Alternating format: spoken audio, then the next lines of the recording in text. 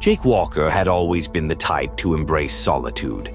After a stressful week working as a software engineer in the bustling city of Seattle, he needed a break.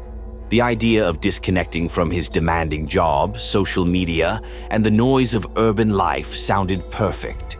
So he rented a secluded cabin in the middle of the woods in Washington state, miles away from any town or cell service.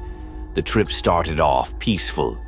Jake spent the first day hiking, listening to the rustle of the leaves, the sound of birds, and the gentle flow of the nearby river.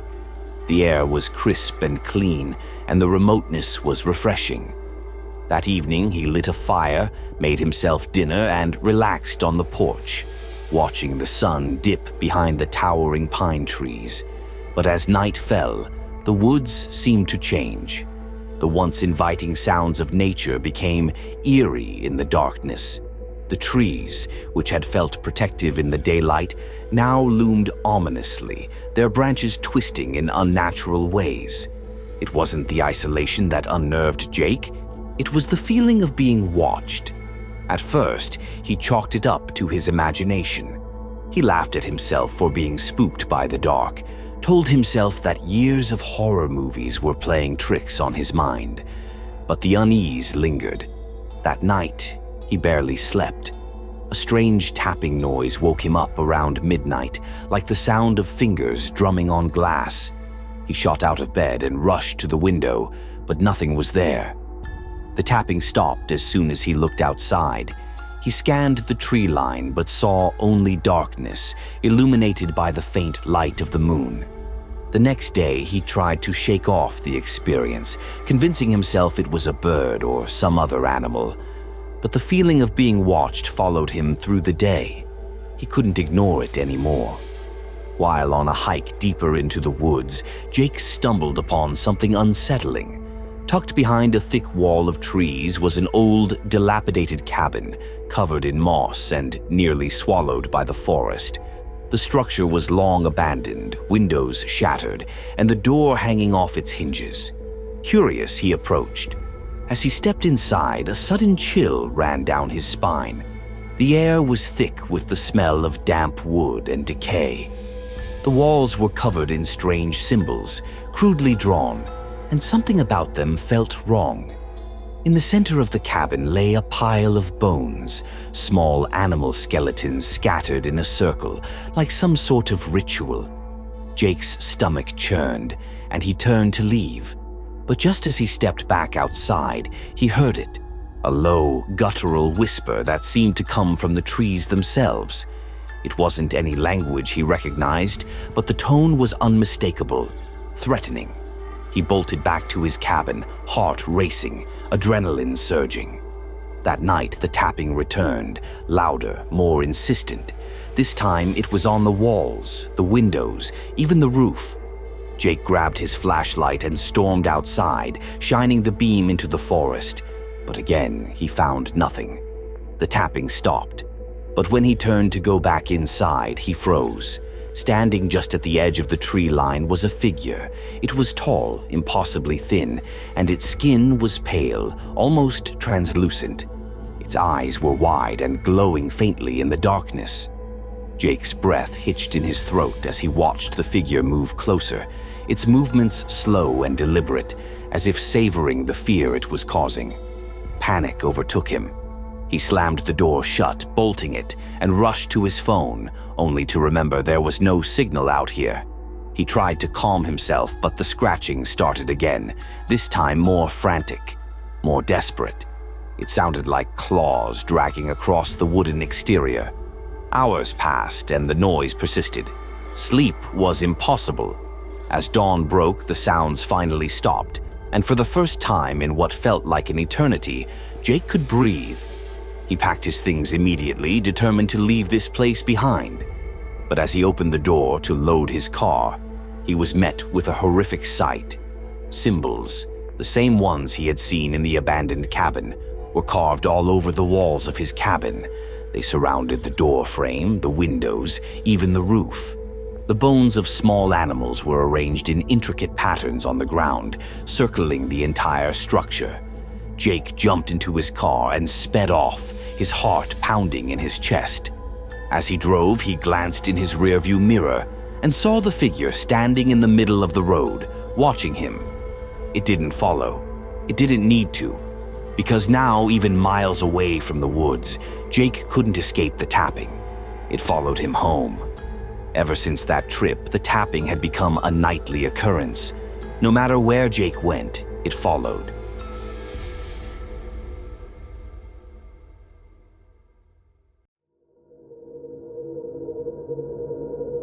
Tessa Andrews had been hiking for years. The trails were her escape, her refuge from the stresses of a life she never quite felt at ease with. Living in Portland, she could always find solace in the vast forests of Oregon, with their towering pines and winding paths. It was the only place she could breathe deeply and feel free. This weekend, she decided to take on a more remote trail, one that few people knew about. The idea of being completely alone in nature appealed to her. She packed light, just a tent, a flashlight, her phone, and a few supplies. The plan was simple. 2 nights, deep in the woods, away from everything. The first day went exactly as planned. The air was crisp, the forest vibrant with life, and she hadn't seen another person in hours. By the time she reached the area she intended to camp in, dusk was starting to fall.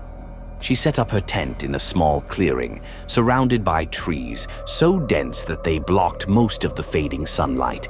Tessa loved the isolation. The night started peacefully enough. She lay in her tent, listening to the wind rustling through the trees, the occasional call of an owl. But as the night wore on, something shifted. She woke up around midnight, not because of a sound, but because of the silence. The wind had stopped and the forest was unnaturally still. Tessa sat up in her sleeping bag, straining her ears for any sign of movement. That's when she heard it. A faint humming noise. It was distant at first, like the low hum of a far-off machine, but it didn't belong in the forest. Confused, Tessa unzipped her tent and peered out.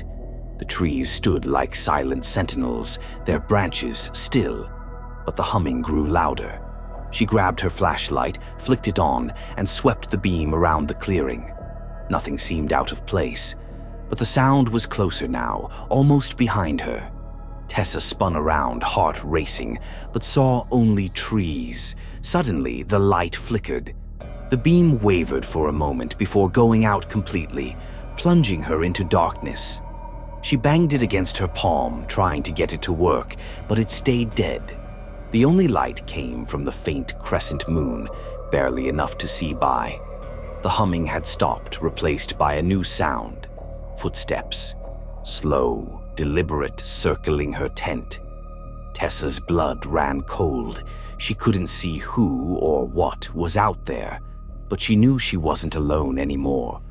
Gripping the flashlight like a weapon, she stood frozen, listening as the steps grew louder.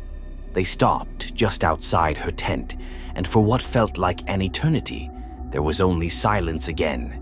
Then came a voice. Tessa. It was a whisper so soft it could have been the wind, except it wasn't. Whoever or whatever it was, it knew her name. Panic surged through her and she bolted back into the tent, zipping it closed as if the thin fabric could somehow protect her. Her mind raced. She had seen no one on the trail. She hadn't told anyone where she was going. How did they know her name? The footsteps resumed, circling slowly, methodically, as if the unseen figure was savoring her fear. She heard it whisper again, her name, repeated over and over, each time from a different direction, closer and closer. Desperate, she fumbled for her phone, her hands shaking. No service. She hadn't expected it out here, but the reality hit hard. She was truly cut off. The footsteps stopped once more, and the woods fell silent. Tessa held her breath, her heart pounding in her chest. Minutes passed, but nothing happened. She began to wonder if maybe, somehow, it was over. That's when the tent started to cave in. At first, it was subtle, the fabric barely shifting. Then the pressure increased, like hands pressing down from the outside. The top of the tent sagged as if something heavy was leaning on it. Tessa backed into the corner, her breath coming in shallow gasps. She wanted to scream, but fear paralyzed her. The tent sagged lower and lower until it almost touched her head. Then, with terrifying suddenness, it stopped. The silence was deafening. And then, from just beyond the tent, that same voice, clearer now, as if the thing was right next to her. "Tessa, come outside." Her blood turned to ice. Whoever, or whatever it was, wanted her out. She pressed herself deeper into the corner of the tent, shaking her head, silently praying it would go away. The voice spoke again, lower, more insistent. "Come outside." Tessa couldn't take it anymore. She unzipped the tent with trembling hands, ready to make a run for it, hoping to lose whatever it was in the dense forest. But when she stepped out, she froze. The clearing was empty. Nothing was there, no footprints, no sign of anyone or anything. Only the cold wind had returned, rustling the trees.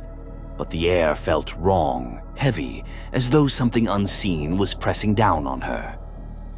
For a moment, she considered grabbing her things and running, but her body wouldn't move. Something was keeping her rooted to the spot.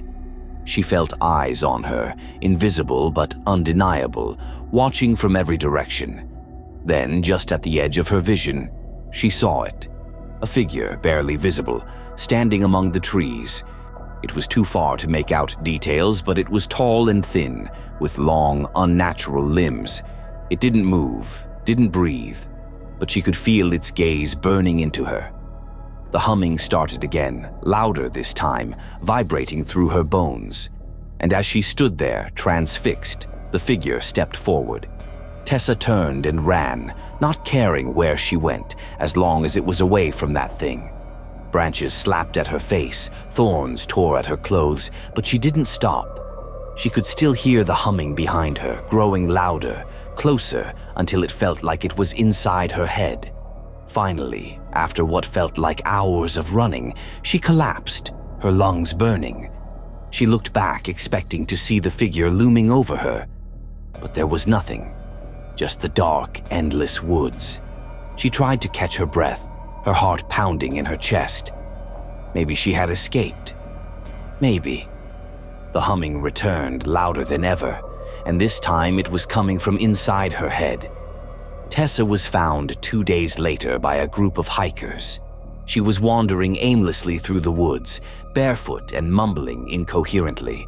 When they asked her what had happened, she just stared at them, wide-eyed, repeating the same thing over and over. "They know my name."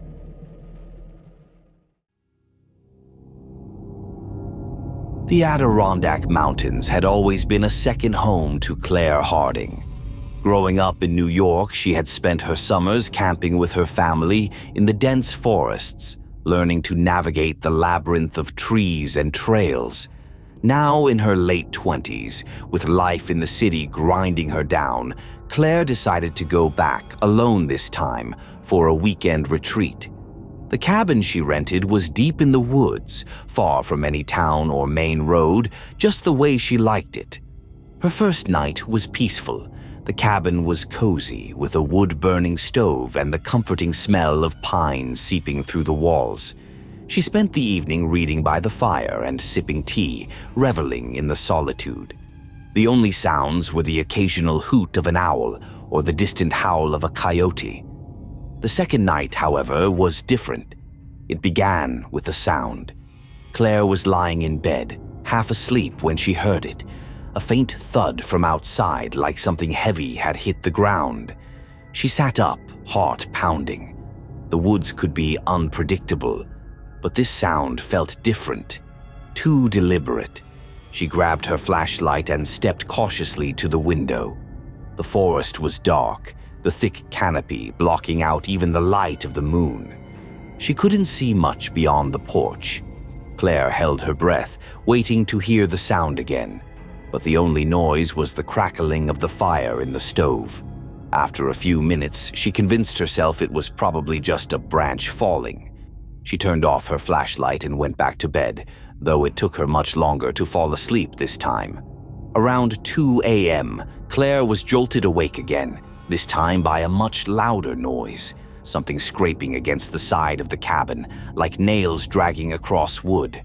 Her heart hammered in her chest as she lay perfectly still, listening. The sound was unmistakable. It moved slowly from one side of the cabin to the other, pausing every few seconds as if listening. Her mind raced. Could it be an animal? A bear, maybe. But the scrape was too deliberate, too steady, like it was trying to get her attention. She sat up slowly, trying to decide what to do. Suddenly, the scraping stopped. The silence that followed was almost worse. She waited, straining her ears. But there was nothing. No wind, no animals, just the oppressive quiet of the woods. Then 3 sharp knocks echoed through the cabin walls. Knock, knock, knock. It came from the front door, clear and deliberate. Claire's stomach churned with fear. Who would be out here in the middle of the night? There was no one for miles. She grabbed her flashlight again, her hand trembling, and crept to the front window. She hesitated before pulling back the curtain, her breath shallow. When she finally mustered the courage to look, her heart sank. No one was there. The porch was empty, the trees beyond bathed in darkness. The knocks couldn't have been her imagination. They were too real, too sharp. She backed away from the window, her pulse racing, unsure of what to do next. That's when she heard it, a soft, barely audible whisper. Claire. It was coming from the woods. Her blood turned cold. She hadn't told anyone she was coming out here. No one knew her plans, and there were no other cabins nearby. She turned off the flashlight and stood frozen in the center of the cabin, listening. The voice called out again, faint but unmistakable. Claire, come outside. She felt a chill run down her spine. The voice sounded wrong, distorted, as though it was coming from far away but also right next to her. She backed up toward the door, trying to think of what to do. Her phone had no signal out here, and there was no landline in the cabin. Running seemed like a bad idea, but staying inside wasn't much better. Then the voice came again, clearer this time, closer. Come, outside. Claire's mind raced. She had grown up in these woods. She knew how to handle herself, but this was different. Something was out there, something that knew her name, and it wanted her to come outside. She shook her head, trying to dispel the rising panic. She couldn't stay here. Grabbing her jacket and her keys, she made a split-second decision to head for her car. The vehicle was parked about 50 feet from the cabin, just past a cluster of trees. It wasn't far, but in the darkness, those 50 feet felt like a mile. Taking a deep breath, she flung open the door and sprinted out into the night. The cold air hit her like a slap as she raced across the clearing. Her flashlight bobbed erratically as she ran, casting strange, twisting shadows among the trees. Her breath came in ragged gasps, and the pounding of her heart echoed in her ears. But as she neared the car, she heard something behind her. Footsteps, fast, heavy footsteps, crunching on the forest floor. She didn't dare look back. Her hand fumbled with the keys as she reached the car, the sound of the footsteps growing louder, closer. Finally, she yanked the door open and threw herself inside, slamming it shut behind her. She jammed the key into the ignition and turned it. The engine sputtered but didn't start, she muttered, her hands shaking as she tried again. The car wheezed, and for a second Claire thought it wouldn't start. But then, with a roar, the engine came to life. Relief washed over her as she threw the car into reverse, but just before she could hit the gas, something slammed against the passenger side window. She screamed, her foot instinctively slamming on the brake. She turned to look and froze. Pressed against the window was a pale face, distorted and wrong, like a mask that had been stretched too thin. Its eyes were wide, too wide, and its mouth was twisted into a grotesque grin. It stared at her, unblinking, tapping on the glass with long, thin fingers. Tears welled in Claire's eyes as she finally floored the gas pedal, tearing down the dirt road, the figure vanishing into the darkness behind her.